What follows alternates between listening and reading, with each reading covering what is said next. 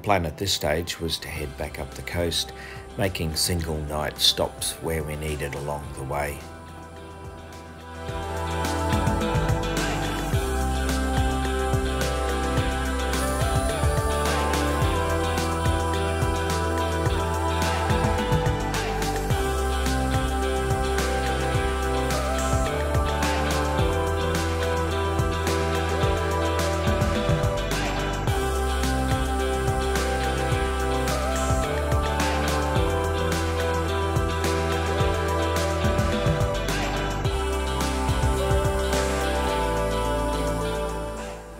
Our first overnight was back to Sandfire Roadhouse.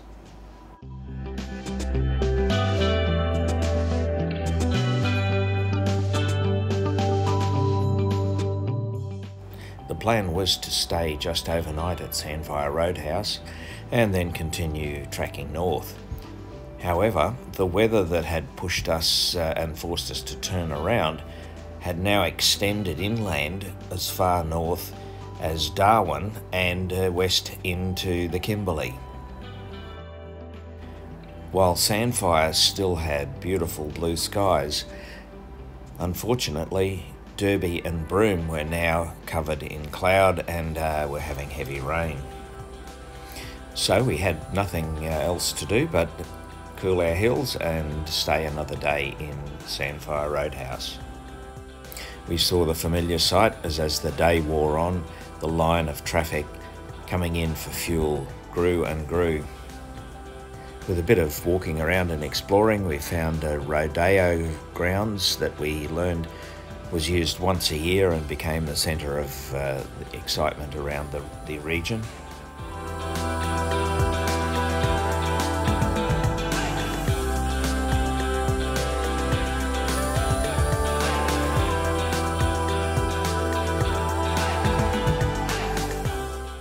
We found what could be called a museum, for want of a better word.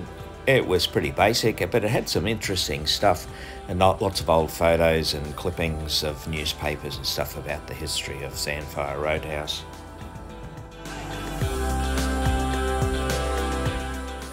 The big thing that seems to be newsworthy in Sandfire Roadhouse is the frequency of cyclones, and most of the museum was dedicated to history of cyclones that have ripped the place apart.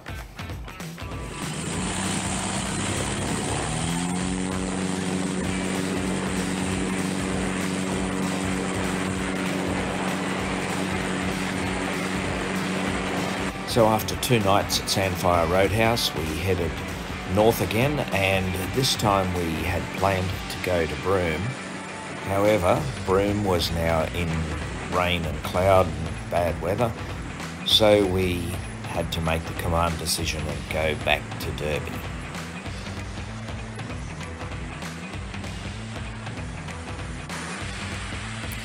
Derby hadn't endeared itself to us on our first trip there, and when we went back this time it wasn't going to change either.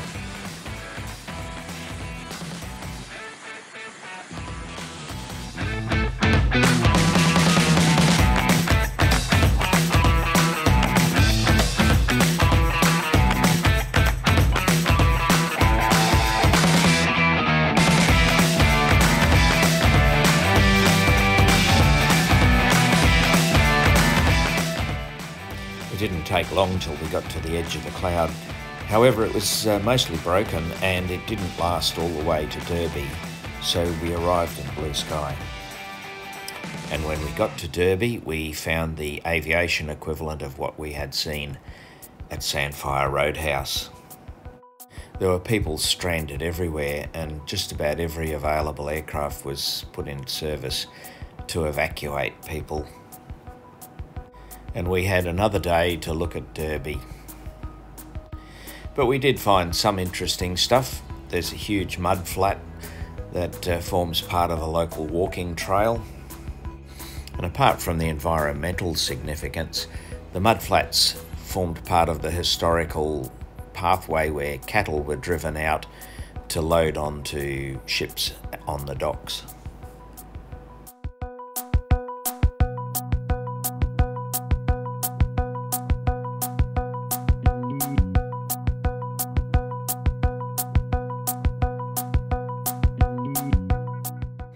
But now, as well as cattle, it looks like it's mostly given over to mineral exporting.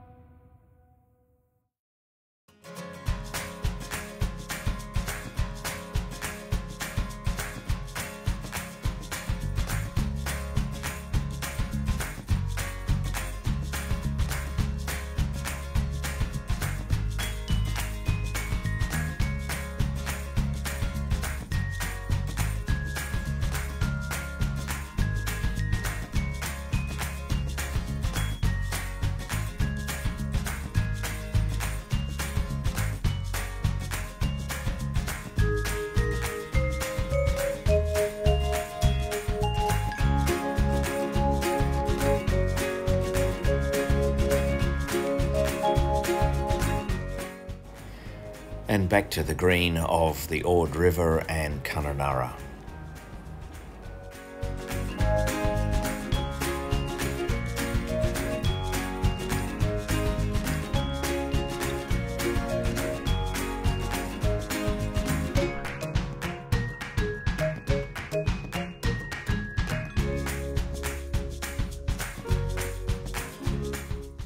After a short break to refuel and stretch our legs at Kununurra, we headed east towards Katherine.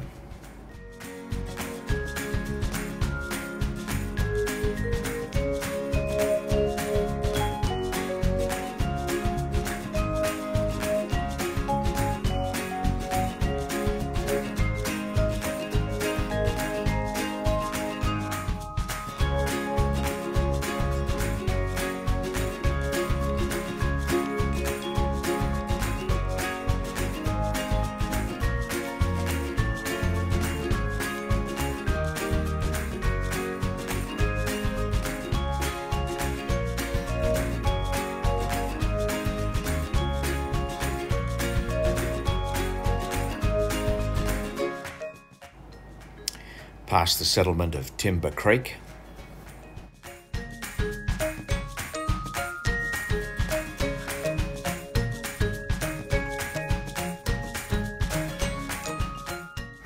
And then to be stuffed around by the guardians of our airspace. Katherine shares its airport with Tyndall Air Base, and on the day we came in, the airspace was active and restricted. I rang the admin to get permission for us to come in, and they said there would be no problem because it was restricted only because there was one single flight of a large jet coming in late that afternoon, so we'd have no problems coming in. But it meant that we would have to follow the VFR corridor at low level in amongst the hills, and we got hammered with the strong winds and turbulence.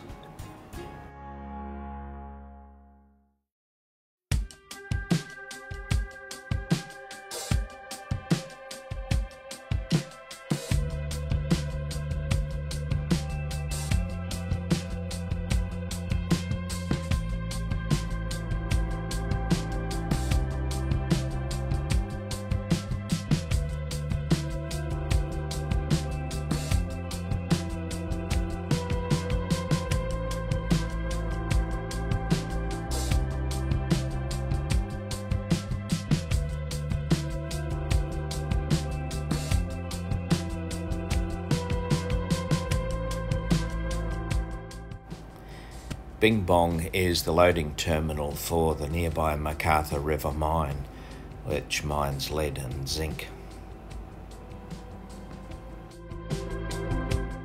And then on to Borroloola.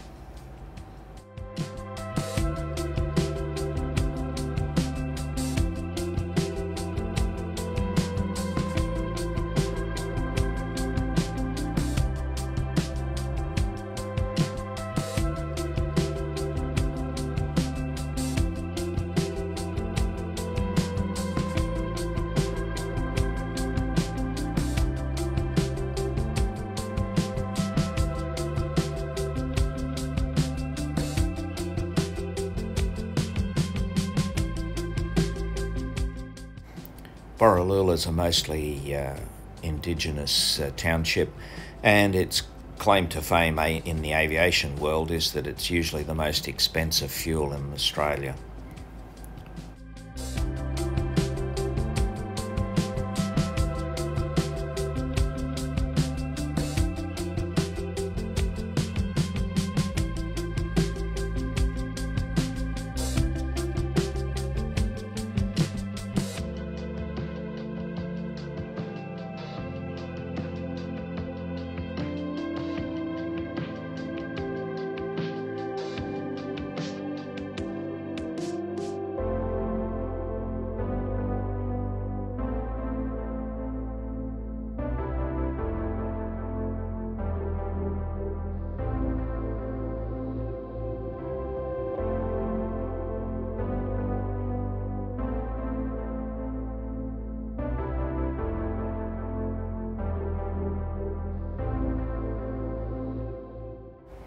But apart from the cost of the fuel, what is good about Borroloola is there's 2 accommodation places right next to the airport, even though it's quite a long way out of town.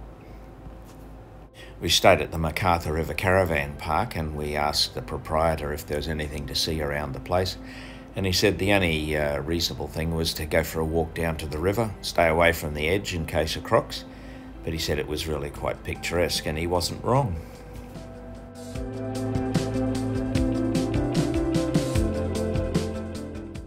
Dinner that night was at the restaurant attached to the other motel, and like most places out west, the size of their meals can't be beat.